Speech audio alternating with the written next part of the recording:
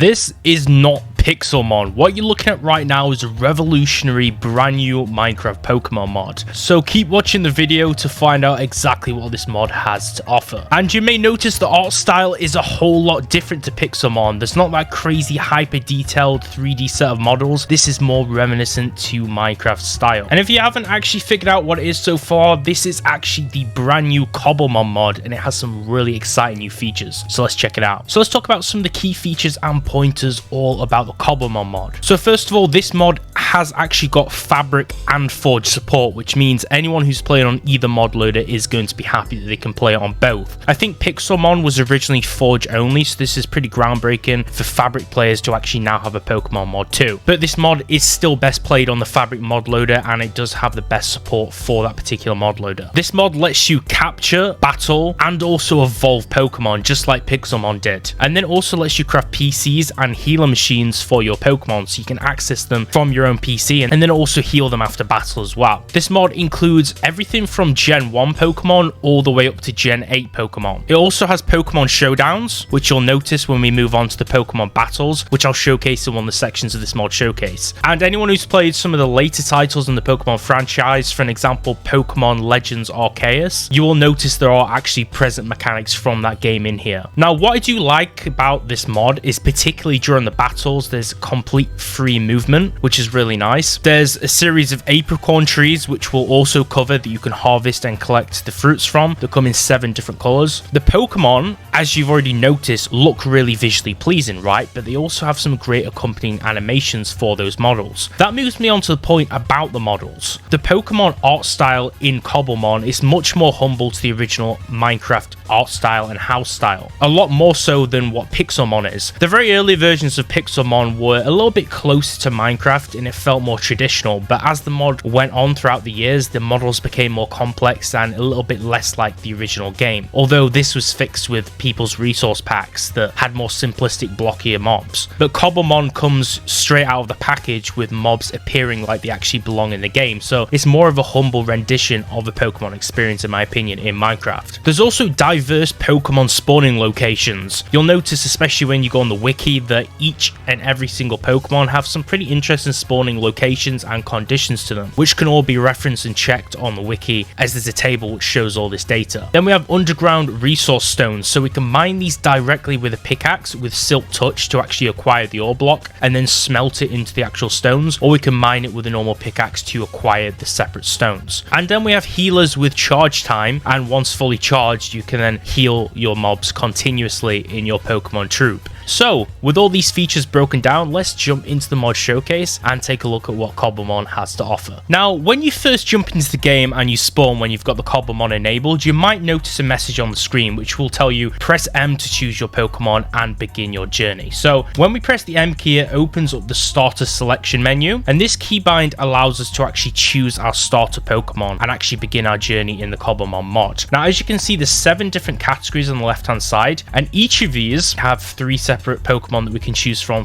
each of these categories, and they have the name of the Pokemon. So we have Bulbasaur here, we have the selection where it gives you a little bit of a description about them, and then we can cycle through them by clicking or using these arrow keys here. So we have Squirtle, Bulbasaur, Charmander in the first section, then we have Trico, Torchic and Mudkip, Turtwig, Chimchar and Piplup, we have Snivy, T-Pig and Oshawott, Chespin, Fennekin, which I particularly love the model of that, and Froakie. Then we have Rowlet, Litten, Poplio, Grookey, Scorbunny and Sobble. Now of course I'm just going to be like a generic NPC and just pick Squirtle, or in fact we'll choose Charmander as our starting Pokemon. And then we get the advancement, welcome to the world of Cobblemon. Choose a starter Pokemon and set out on a new adventure. So this is how we start off in the mod, and on the left hand side you should see now that we actually have our first Pokemon in our party. So the left hand side is our party pane, and it basically shows you all of your active Pokemon that you have in your party. Obviously we'll move on to how you can acquire them later, but they have to be caught by the player using Pokeballs, which I'm going to mention in a few moments. We have Charmander on the left, and that's our only Pokemon right now. Now as you can see, I've got a Pokeball here, and I can right click on the floor to throw it to attempt to catch a Pokemon, and it'll fire a beam into it, and then it'll attempt to actually catch it. Okay, so as you can see, the Pokemon's struggling in the ball and it's failed. Now Pokemon can actually battle with each other. To open up the Pokemon battle pane, we just press R and it'll engage us in a fight, and it'll summon our main Pokemon in our party. Okay, okay? And this is how we actually start our battle. Now, if we press R, we can actually then move around and then press R again, and it allows us to go back into the combat interface. So this is what I was talking about in the introduction to the mod. It gives you complete free movement to reposition your character within the battle sequence, which is quite good because then you can have a look at it from different angles, have cinematic camera shots. It makes for a better experience. Pixelmon had a similar thing, but you just panned the camera and zoomed. This is a little bit more flexible than that. In the Pokemon battles, this allows us to fight other Pokemon, and this is powered by the Pokemon Showdown. And I'm going to show you an example. So we can press fight, and then we can select our ability. So we have Ember, Growl, and Scratch. And as you can see, the enemy's health has gone down, and it shows the fight log over here. So it shows whose turn it is, which move we just used, just like in Pokemon. We can also press switch. Now, we can't actually switch because we don't have any more Pokemon in our party, but we'd use that to actually switch between the different Pokemon we had. So if I had another Pokemon like Squirtle, we could switch him out in the fight. Obviously, fight is where we can activate another move,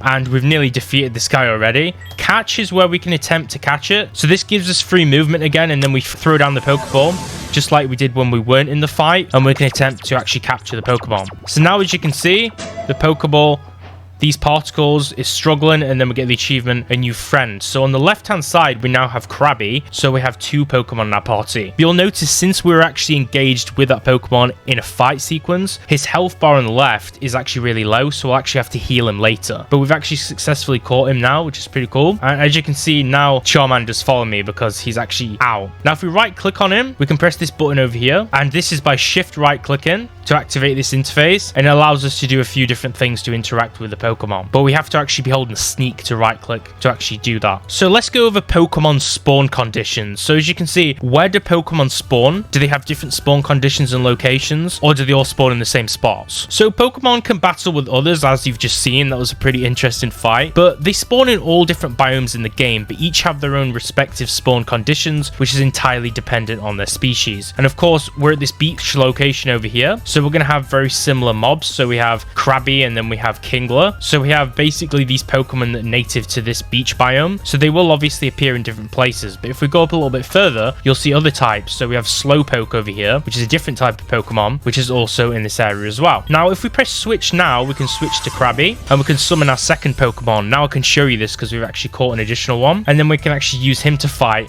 and he's going to, of course, have some different abilities. So I'm just going to move so we can actually see him using the moves. Now, he's going to get absolutely destroyed. Oh, okay, he's fainted. He lost all his health. So then we'd select our first Pokemon and summon Charmander again, and that's when we'd use him to fight. Now, Charmander's a bit more tough. I could potentially actually have more of a chance in this fight. This Pokemon's actually 2 levels higher than me, so it's going to be a little bit tough.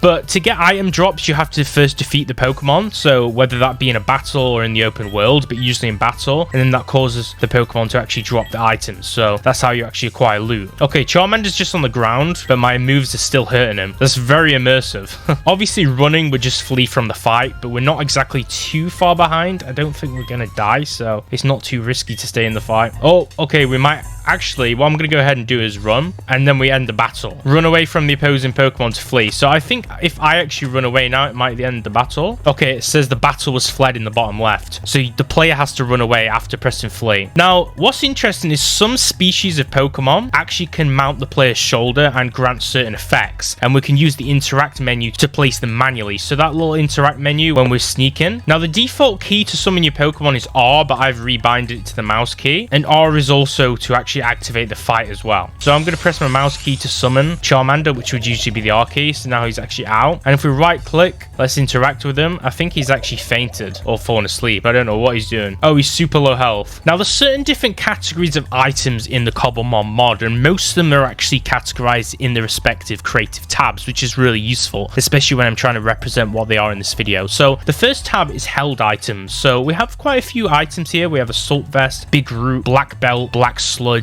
Charcoal Stick, Choice Band, and Scarf, and Specs, and quite a few various different items and collectibles. So you may be wondering, what actually are held items? Well, these are items that give certain categoric buffs or effects within a battle, and these are actually held by your Pokemon, okay? So if your Pokemon hold these, they can basically be effective or useful in a battle to you. Okay, now as you can see, when I shift right clicked and press the give key, it has given Charmander the Assault Vest. So now if he's in a battle, he can use that and use it as a buff. And if you see in the top left, where the Charmander health pane is in the party tab, you can see he now has this item equipped within his inventory. So that kind of signifies that he's holding it. If we go ahead and give him the spoon, then it'll switch the item to the spoon and it'll retrieve the vest. And you can only have one active item equipped on your Pokemon as a held item, and then you can only get the buff from that item that you've equipped. So make sure to choose wisely and check up on the wiki to see what kind of bonuses they actually give. Now we also have evolution items. So you can see in this tab we have a few evolution items over here. I am going to mention a few specific ones in a moment or a little bit later. To put it in basic terms, these items are just used to actually evolve your Pokemon. So this is just a series of evolution items to actually rank up your Pokemon and reach a different stage of evolution. Now I'm going to try and remember to put a few recipes on screen right now, and I'm also going to link you to the items page, or you can access it on the wiki link yourself, and it'll show you all the recipes to these crucial items. Now just enough items doesn't necessarily always work with this mod. I am having some troubles actually looking at the recipes manually with that mod. You may need to refer to the wiki to access the recipes manually, which they do show as graphics, which is quite useful. So we kind of touched on Pokeballs a little bit earlier in the video, so let's actually go more in depth on Pokeballs, what they are, what they do, and their purpose in Cobblemon. So as you can see, we have a few different Pokeballs over here. I'm going to go over the ranges of them, and these basically come in 32 different variants, but only 31 of them can be crafted. So as you can see, we have Pokeball, which has a 1x catch rate, Fast Balls, which have a 4x on Pokemon with 100 or more base speed, Level Balls that have a 1 to 4x catch, and it increases the higher the player's Pokemon level is compared to the target nearby, Love Balls, which have a 2.5% catch if the target's the opposite gender of your Pokemon. So obviously if I have a male Pokemon but the enemy is a female, it will have a greater catch rate, and 8 times if it matches the same species. The Friend Ball has a 1x catch rate, and caught Pokemon start with 150 friendship. Dive Balls have 3.5 times on Pokemon within water. Repeat Balls have 1 times until Pokédex is added. Luxury Balls have a 1x catch, and caught Pokemon with this specific ball gain friendship twice as fast. And the Dream Ball has a 4 times on sleeping Pokemon. So you saw that a few of my Pokemon fainted and went to sleep. That's basically what you'd use a Dream Ball for. There's actually a few other Pokeballs which didn't come up on that search list, but one of them is the Cherish Ball. So this is the only uncraftable Pokeball right now. The only way to actually spawn it would be through in creative mode or via the use of commands. And this is basically uncraftable in survival. But you do need any one of these Pokeballs. If you actually want to catch Pokemon in the mod, you need to actually use a Pokeball, okay? So I'm just going to show you a few of these Pokeballs in action. I'm just going to spawn the whole row of these examples, just so you can kind of see what the different colors look like. And as you can see in the inventory, they all have different GUI graphics, which are obviously just for visual fidelity, but they also have custom 3D models, and they all have different colors instead of just being flat sprites for the item, which is quite nice. So we can throw all these different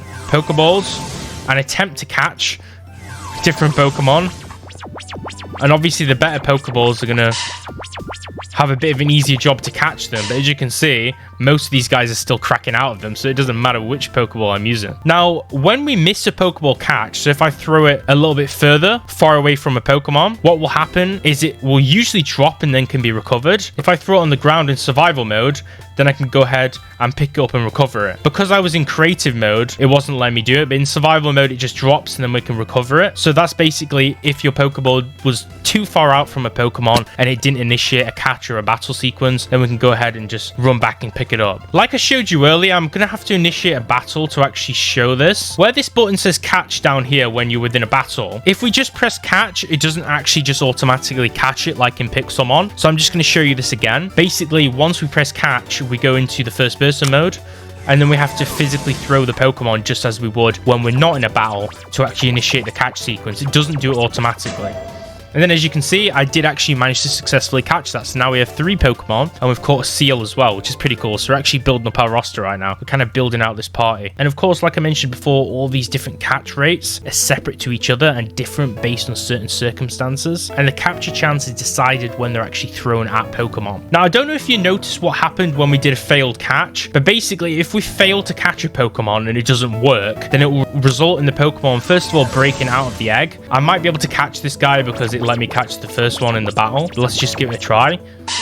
Oh, okay, he broke out. and then you can see the ball was unrecoverable. So if you actually fail a catch, you're going to lose the Pokeball as well. So it's kind of like a double downside, right? Which is why you have to bring a few Pokeballs. But successful catches obviously add them to your inventory, which is why we now have 3, because we've had 2 additional successful catches, and I spawned with Charmander. I just honestly like the pixel art that they've done for all these Pokeballs. They look super nice. Now, I want to quickly show you the basic Pokeball crafting recipe, just so you guys kind of have a general idea of how to actually craft these. Obviously, on the wiki, it shows the crafting recipes for all of them, which are all going to be a little bit different. So let me just place down a crafting table, and then we'll try and make one of these basic Pokeballs. So for a Pokeball, what we need is we want 1 copper ingot, and then we want 4 red Apricorns. So these normal red Apricorns, and we're going to put the copper ingot here, and then we're going to put the Apricorns here in the right formation in this form, and then we create Pokeballs, and you'll craft 4 each time. So for one recipe, you'll basically get 4 of them. So if you do lose a few, you get quite a lot of yield for each crafting recipe. Now, another useful item we mentioned in the introduction is actually the PC. So to create this, we need 2 glass, and then we need 4 iron ingots, and this lets us craft the PC, which is the computer, and then we can go ahead and spawn this bad boy, and we can enter it, and it may seem familiar. It's kind of like the one in Pixelmon, right? This is basically a utility block that we can use to access the player's Pokemon storage system. So within here, we can access the party on the right hand side. So we have all 3 Pokemon that are in our party, and we can click on them and then release them to put them back down, or we can put them inside the PC box. And the PC obviously has a few different tabs over here, basically near endless tabs. As you can see, it has a lot of different tabs. We have 30 different tabs or boxes, so we have a lot of storage space within the PC. So if your party basically gets cramped and you have no storage for additional Pokemon, you can use the PC and put them inside and use it as kind of like a storage inventory for more Pokemon, right? And from here, you can also view the information about your Pokemon. So you can see the special moves they have, their special abilities, and their nature aspect. So there's a lot of cool stuff you can actually do within the PC, and then we can press this to exit it. Then next up is the healing machine. So this is particularly useful too. So this is going to be another utility block, which is going to be very paramount to actually heal your Pokemon after a fight. Now, as you can see, it says healing machine must be charged after placing, and it charges over time. So I'm just going to make another gap for this and spawn this. This is the healing machine, which usually when you go to Pokemon trainers in Pixelmon, you'll remember this. And it basically puts in your Pokemon inside the Pokeballs, and it says your Pokemon party is being healed. You'll get the advancement healing power. Wait long enough for a healing machine to charge, and then heal your party. And it says your Pokemon party is being healed. So now on the left hand side, you'll see all my Pokemon are now ready for battle again because they've been healed. Now, when you place this down by default, it starts with 0% charge and you can't use it. But you'll notice the reason it's not doing that for me is because I'm in creative mode. If we place it down in survival mode, then you can see it doesn't illuminate like it has here, because in survival mode, it actually has to physically charge. And when it reaches the final charge level, it'll illuminate blue like this to signify it's actually ready to be used. In survival mode, when you craft it manually, it will start with 0 charge and then it needs to charge up over time. And then after it's fully charged, you can actually use it indefinitely. So it doesn't need to be recharged. Now you can see I have a ton of different new fresh ores in my inventory, and the reason why is we're moving on to the evolution stone section. So I'm just going to place these down. We have the dripstone moon, leaf stone, ice stone, firestone ore, dusk stone, dawn stone, moon, shiny, sun, and as you can see, some of them are actually deep slate variants, so we're just placing these down as repeats to show you some deep slate variants. But these are the evolution stones that come in the form of ore. So the next step is to actually show you how we can mine this and what's different based on the gear that we actually have. So let me go ahead and spawn an anvil, and we're going to enchant one of these netherite pickaxes with silk touch, and the other one we're going to keep normal. We need at least a stone pickaxe for this, but I'm just going to use the netherite because the mining speed's a lot better, and we can mine it with a stone pickaxe or a tier above that. We can also mine it with a silk touch pickaxe if we want to actually just get the ore block. If I just want this ore block, I can mine it with a silk touch pickaxe and it'll just give me these ore blocks. But if I mine it with a normal one, it will actually drop the stones themselves. So now I've got the firestone, and then also I've got a dusk stone. So that's interesting. But if we do use the silk touch, rest assured it doesn't matter, because we can go ahead and then we can actually make a furnace. put some coal in it, and then we can actually just smelt the stone ore itself. So even if we use a silk touch to actually get the stone ore, we can still take it back to a furnace, smelt it down just like a normal ore block, and we'll get the stone within. Now this doesn't give you additional stone, so there's not really any point of doing it this way. You can just mine it with a normal pick, but that's also an alternate way to actually retrieve the evolution stones from the evolution stone ore blocks. One thing that's actually important is this block or set of ore blocks are not actually affected in any way by fortune. So if you enchant your pickaxe with fortune, it's not actually going to drop any more of these stones or ores than it typically is going to anyway. So there's no point trying to get that enchant because it's going to do absolutely nothing for these specific blocks. If you're wondering what these guys do, then basically all these different stones are used for Pokemon evolution. So I'm just going to summon Charmander, and I'm just going to give him this stone to hold. There's also this item here. So this item is called the link cable, and this is basically another evolution item. So this is to actually evolve Pokemon, and basically this is to evolve it via trading. To craft one of these, we place down a crafting bench. We have 2 iron, 1 below, 1 on top. We have a copper ingot and hopped chorus fruit, and that lets us create a link cable. And this is used on Pokemon that evolve via trading. Now the following Pokemon can actually be used with this item: Kadabra, Machoke, Graveler, Alolan Graveler, Haunter, Boldor, Gurdor, Phantom, and Pumpkaboo. We just use a link cable on them. Now, as you can see over here, this is a certain type of tree, and these are the apricorn trees. And as you can see, when I right-clicked on it, it dropped a pink apricorn, and I can obviously plant the back on the tree as well. These are plants that grow in a variety of different colors, and these are naturally found on these apricorn trees. And these are what we used earlier to actually craft those Pokeballs. So you need to find these apricorn trees, which aren't every single tree, but they are rather fairly common, and you can find these in basically most biomes in game, and we can use them to harvest this useful fruit, which sometimes drops multiple fruit, and it also drops the seeds. So as you can see, it says doing my part. Occasionally apricorns will drop an apricorn seed, and we can use one to plant a new tree. So obviously if we place it somewhere else, it acts like a sapling, just like it would in Minecraft, and then we can right click on it with bone meal, and it'll grow exactly like a normal Minecraft tree would. Now, interacting with a fully grown one of these will drop a single apricorn, right? And it'll leave a bud behind, which is in its first layer of growth. So, as you can see, when we right click, it'll leave these little buds behind on the trees, and that means that they will regrow, okay? This is the first growth stage. So after you actually pick the fruit, the bud that's left behind goes into the first growth stage again, and they will slowly grow over time. You can see if I use bone meal on the bud, then it will actually grow it into a further growth cycle, and if I hold right click, it'll just continuously harvest it, okay? So you can use bone meal just like normal Minecraft crops to actually advance the growth cycle. Now there's 4 stages of growth with these guys, okay? So we have the first one, which is that small black bud that you noticed. So I'll just try and show you that again over here. This is the first growth cycle. Then the second one over here, and the third stage, it gets kind of progressively larger and lighter brown. But when it goes to the last stage, which is this 4th stage over here, it grows up to its largest size, and this is where it kind of reflects the final color. So this is the pink fruit which grows on this crop, and this is going to be the final color before we actually harvest it, and then we can pick up more seeds, and then we can use them to plant a new tree. So it's kind of complex. We pick fruits, those fruits can grow back on a tree, and we also get saplings to plant more trees. They're a little bit more complex than like standard oak trees in Minecraft, right? Now, from those first to last stages, from those buds to the fully grown fruits on the tree, it takes roughly 1 in-game day to actually complete a full growth cycle. So whether you want to use your bed or just use the commands to skip the time ahead, that's how long it'll take to actually recycle a fully grown fruit. But if you do actually destroy one before its full growth stage, so if I go ahead and take it to growth stage 3, and then I just destroy it by just punching it or breaking it like this, as you can see, the buds disappeared because we didn't harvest it, we just broke it, and the fruit didn't finish its full growth cycle, so we didn't get anything from it, we just broke it. So you have to wait till stage 4 to actually get anything productive in return from it, otherwise you just ruin the tree. And I can just grab this pink apricorn in creative mode, and we can just use the actual fruit itself in creative to just continuously plant these new buds, and then we can just use bone meal and just keep growing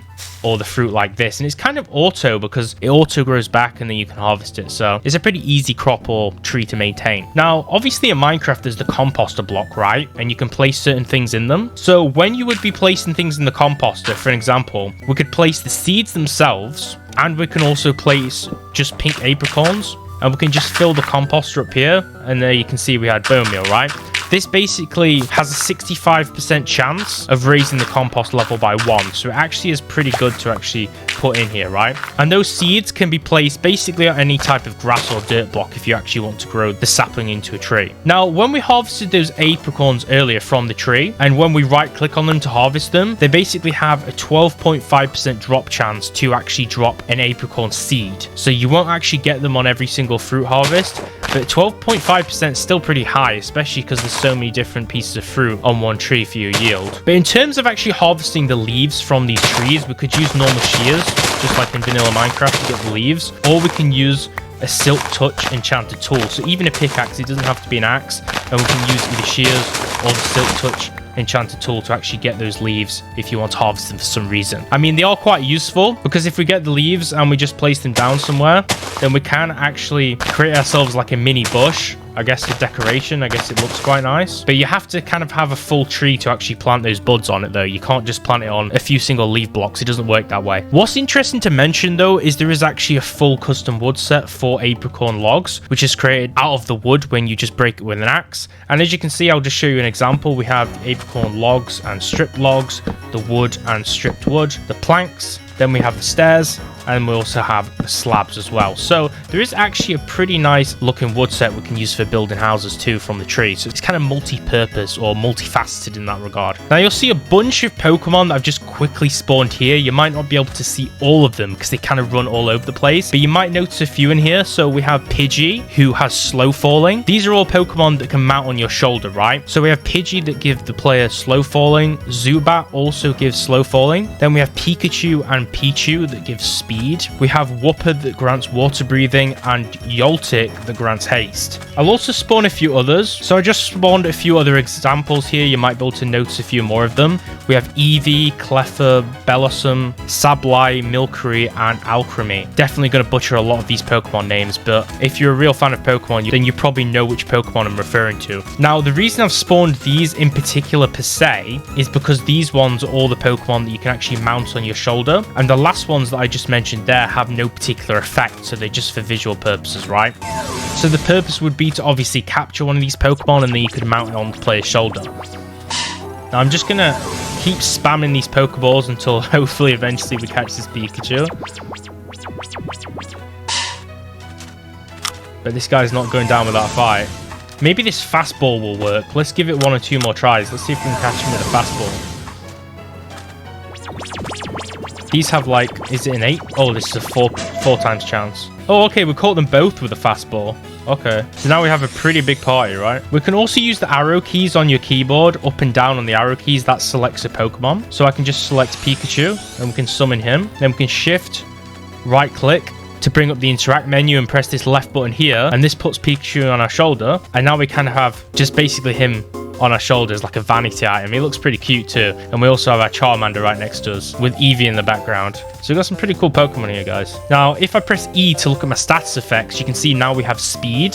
Like I mentioned earlier, Pikachu does actually grant you speed. So now if I run, I'm just a little bit quicker because I have the potion effect, which is pretty cool. And this is constant until you take the Pokemon off your shoulder. So now we're going to go over some commands and how to use the commands and what each command does. So we're going to try and be quite quick with these. I'm going to show you the explanation of the command and then an example of how to actually apply the command. The first one is spawning a Pokemon model. So these are only actually available via commands and they're used to visually represent specific Pokemons in game. So we do /give target, so that would be the player for an example, which would be me, and then Cobblemon, which is the mod content, colon, and then we do Pokemon _ model, and then bracket, species, colon, Cobblemon, and then let's just do Bulbasaur, apostrophe, comma, then the aspects, apostrophe, open closed square bracket, and closed pointed bracket, and press enter. And now we've spawned a Bulbasaur Pokemon model. Now that was kind of complex, right? That command, I guess you can just copy the command and change the mob to a different one. Not all mobs are supported. Not all of them have these 2D models, but they look kind of cool to hold in your hand as like a mini-me. I'm not sure if I can give it to, well, I can give it to Charmander.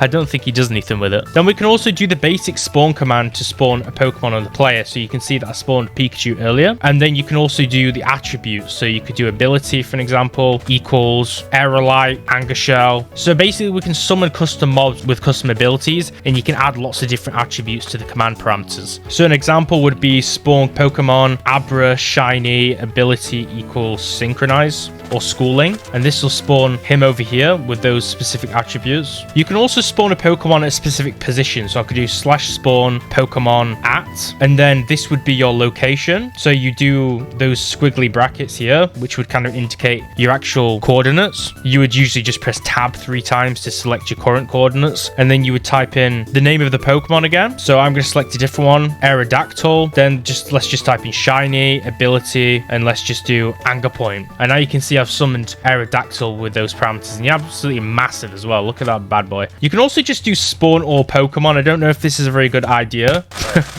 but then you can literally have every Pokemon spawned. I particularly think this is an absolutely amazing command.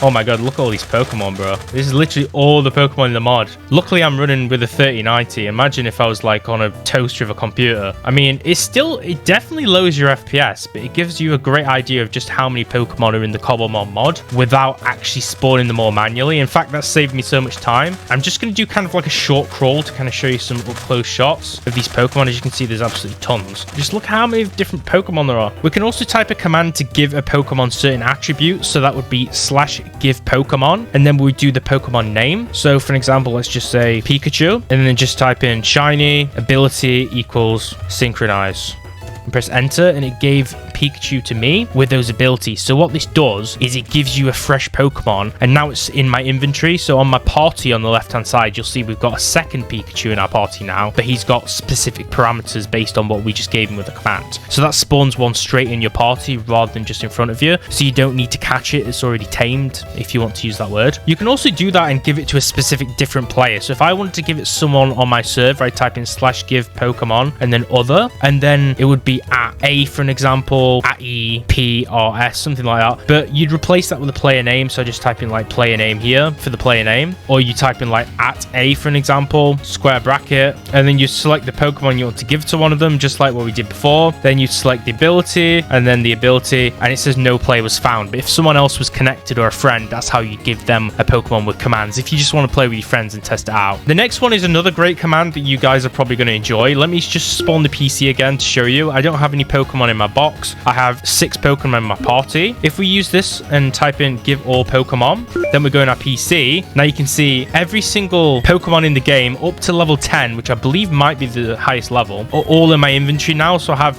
one of every type of Pokemon all captured, and then I can just replace the ones in my inventory with those, and I can have some more Pokemon to summon and play around with. So that's how you can give them to you via your PC. You can also edit Pokemon. So you would type in /Pokemon edit, and this edits a Pokemon in a specific slot in your party. So I type in /Pokemon edit, let's just say 1 for whatever Pokemon I've got in my first slot, which would probably be Charmander for an example. Then we just select something here. Let's just type in Charmander and just go on ability and just press decoration, and we basically edit the abilities of our Pokemon. It's as simple as that. Now you can do the exact same thing as we just did, but you'd use the command Pokemon edit other to edit different player, and then you do the player tag. So again, I just type in like player name to target like my friend or something, and then you'd use the exact same command, but it does it for their inventory instead of yours. Now we can heal Pokemon, so you do /heal Pokemon, you do the target, so we'd probably do me for my Pokemon and press enter, and it fully heals my Pokemon. Or you could replace that with a different player and it'll heal their party as well. To access your PC without using the block, you just type in /PC. You don't need to even use the PC block.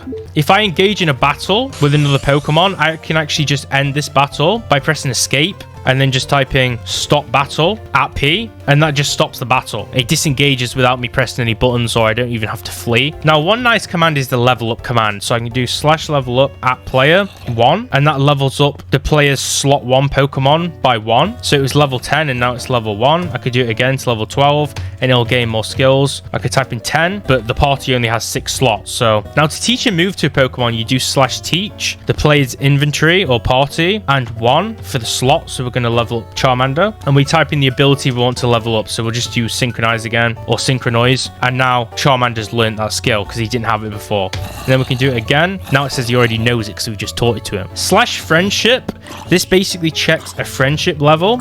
So it would be /friendship, the slot would be number 1 again for Charmander, and we'd press enter, and it says we have 81 friendship with Charmander. And slash held item, and then the player name or the target, and then the slot. So we'll do 1 for Charmander again. And then the item, what this does is it basically gives your Pokemon a random item. So I can just give him a pressure plate, and now that's his item in the party on the left hand side, as you can see if I just zoom into it. Now, one interesting one I like is you can do slash check spawn and then rarity. You would type in a value like common, and it says nothing common here spawning right now. You could do rare. It says Ditto has a 100% spawn chance. He's a rare Pokemon. You could also do ultra rare, and it shows that there's Oshawott 31%, Poplio 31%, Eevee 31%, and it shows you the rarity levels of certain different rarity categories of separate Pokemon species, which is pretty good to check each biome to see what's actually spawning there instead of going on the wiki to have a look at it manually. This really just helps. That's probably going to be one of your most useful commands to use. And to open up the starter screen again, just like what we did when we were greeted with it, we type in slash open starter screen, but you have to do the target after, so it would be the player name, and it only opens it if you've not chosen a starter pack already. So when I press M when I joined the server, when I did press M originally, it prompted me to pick a Pokemon and choose a starter pack. Now when I press M, it doesn't open the starter screen, it opens up my Pokédex, so I can't open the starter screen manually, but that's how you do it if you've not selected your Pokemon starting pack. But the last command would be slash Pokébox, and then the target, and then 1 for an example, and it says Pokébox 1 is full. Then we can change it to 2, and what this is basically doing is it's checking the player's Pokébox inside their PC. So it's checking the number of the box inside. Let's just go to box 30, that's empty, so I could type in 30 and nothing returns. It doesn't say it's full. That's because there's nothing in it. So that's how you use that command. And then we'll just go back to the M key just to kind of go over the Pokédex. So you get the party on the right hand side, and it shows you the abilities and information about the selected Pokemon in your party. So it says that Pikachu is an electric type Pokemon. His nature is adamant. His ability is static. So he's charged with static electricity. So contact with it may cause paralysis. You can also see the moves. So we have Thundershock, Sweet Kiss, Nasty Plot, and Growl. And then also the stats for the Pokemon over here, which is kind of shown in this graph sequence. You can also see the held item from here. If your Pokemon has an held item, you can press the swap key over here or the exit key. I'm going to take a moment to quickly move my camera to the left hand side to show you something really cool. As you can see in the top right hand side, I'm using the mod called Journey Map. What's interesting is if you use Journey Map or Zero's minimap, on Curse Forge, there's resource packs, or they might be add-on packs, but they're enabled through the resource packs menu, and these allow you to actually have icons for the Cobblemon mod. So it adds icons for the Cobblemon mobs and certain resources on the map into the map mods of Journey Map and Zero's minimap. So whichever map mod that you download, you can either use the Zero's or the Journey Map resource pack for that. I'm using Journey Map, so I'm going to select Journey Map here and press done. And now when I press escape, you can see it should have enabled that. If I press J, it'll go to Journey Map. Then we can press options. You can change the minimap configs over here, for example. Now I'd recommend for you guys to use the wiki, because you need to refer to that to have a look at recipes of items, and I'll link that down in the description below. That will allow you to check anything that you don't understand in this video. Make sure to like the video if you enjoyed and subscribe. I do a lot of mod showcases like this on YouTube, and if you need any help or if I missed anything, let me know in the comments down below too. Check out my Patreon for my exclusive Minecraft mods, and if you want to support the channel and all the videos we do over here. And you can also join the mod making community on Discord if you want to learn how you can make Minecraft mods like Cobblemon without even knowing how to code. There's a course on Minecraft mod making in there, and there's going to be like-minded people like you who join that you can work together on mods with. Thanks for watching, and I'll catch you real soon.